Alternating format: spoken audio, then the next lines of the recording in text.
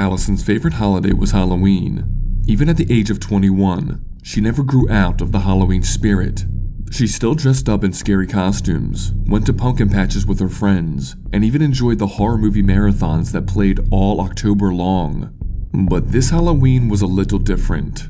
Because of her demanding career in pharmaceuticals, Allison was now living in a small town in Pennsylvania that was over 2 hours away from her family and friends. That meant she spent celebrating most holidays and birthdays alone. However, being the optimist that she proudly was, she decided that this Halloween, she was going to thoroughly enjoy herself, despite being alone from her friends and family. These were her very thoughts that Halloween evening, as she made her way up the path to her front door. Kids in costumes were shouting for joy houses down as the neighbors handed out candy. Hurrying her pace, not wanting to miss the joy of giving candy out to the trick-or-treaters, Allison unlocked her front door and opened it. Before she stepped in, there, shoved under her welcome mat, was a white envelope.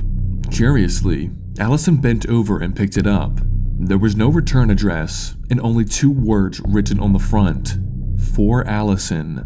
Wondering who would have left this here, she tore open the envelope, pulled out a letter, and began reading it. Dear Allison, how are you?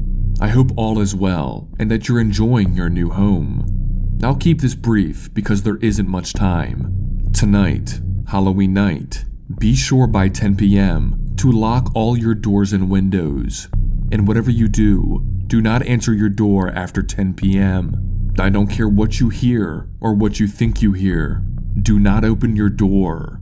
Things beyond both our comprehensions will occur, and you must not open the door at any cost. Please, heed my warnings. I only wish for your well-being. Be safe, stay strong, and do not open your door after 10 p.m. With love, your Aunt Cynthia. Allison read and reread the letter. She glanced up and down her street, trying to see if anyone was playing a prank on her. She did not have time to worry about this poor attempt at a cheap scare. Not only did she not have an Aunt Cynthia, but the trick-or-treaters were only 3 houses away, and she had to prepare the candy bowl. It was her first Halloween in this neighborhood, and she was not going to be the neighbor who neglected the children their sugar rush. She made her way inside, her mind quickly occupied with the Halloween joy, trick-or-treaters, and a night of handing out candy. Any thoughts of ominous warnings and cheap scares were long gone. By 9:15 p.m., Allison's candy bowl was nearly empty. Despite being alone, she was having a great Halloween night. She bounced back and forth from answering the trick-or-treaters and watching the horror movie marathon on TV while enjoying a glass of red wine. By 9:45, she decided to call it quits. There hadn't been trick-or-treaters for nearly an hour. This was a young neighborhood after all. Most of the kids were all sugared out and in bed. Plus, John Carpenter's Halloween was the next movie on TV, and she did not want to miss 1 second of that. She quickly got up and went to turn off her front porch lights, signaling to any other trick-or-treaters out there that she was closed for business. As she made her way to the front door, she noticed that it was 10 p.m. The letter's ominous warning came flooding back to her memory, but in her wine-induced state of being, she simply laughed at the poor attempt of a scare. As her hand went to the switch that would turn off her front porch lights, there was suddenly a knock at the door.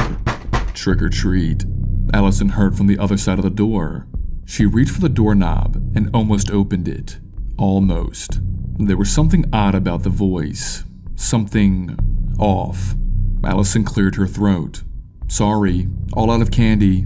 She expected whoever was at the door to go away. What she did not expect was to see her doorknob begin to turn. She quickly turned the lock and slid the deadbolt across. I said, I'm all out of candy. I'm sorry. Try another house. Silence hung there like a dense fog. Allison, open the door.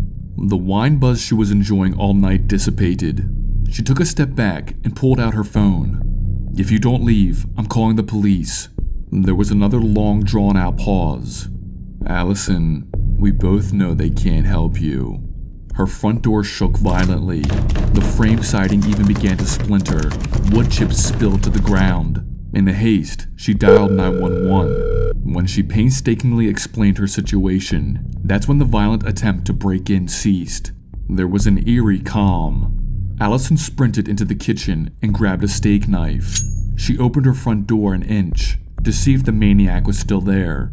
And that's when she saw the red and blue flashing lights. Cop cars and ambulances were scattered on the street and lawn of her next-door neighbor's house. She opened her door wider to analyze the situation. A cop came sprinting over to her. "Ma'am, please lock all your doors and windows and stay inside for the night." Allison obeyed, but not before noticing that the officer's uniform was covered in dark red. She relocked her door and sat on her living room couch, waiting for sleep to come. It never did. The next morning, the local news had the answers to Allison's questions. The newscaster was calling it the Halloween Massacre.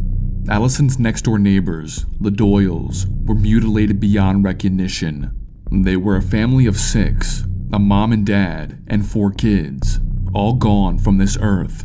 What was worse, the newscaster explained, was that there was no fingerprints, no DNA, or any other forms of evidence left behind.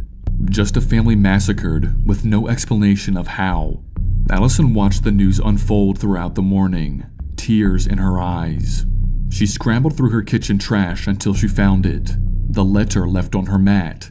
She dialed her mother, burning with questions. "Do I have an Aunt Cynthia?" There was a pause.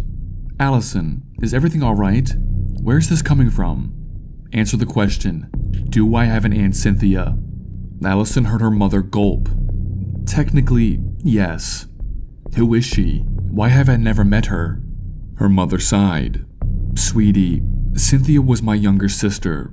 When she was born, her neck caught around the umbilical cord. She suffocated." Allison froze to the spot, her aunt's letter in hand. That's when she noticed that there was more writing on the back that she hadn't noticed before. She turned the letter over and read, "Sweetie, there has always been good and evil on the earth. It is up to us to protect our loved ones from the evil. We've never met, not in this life, but I am the guardian of your life. That's what family does. Stay blessed, Allison, and stay safe." Allison folded the letter to her chest. Her Aunt Cynthia was her guardian angel.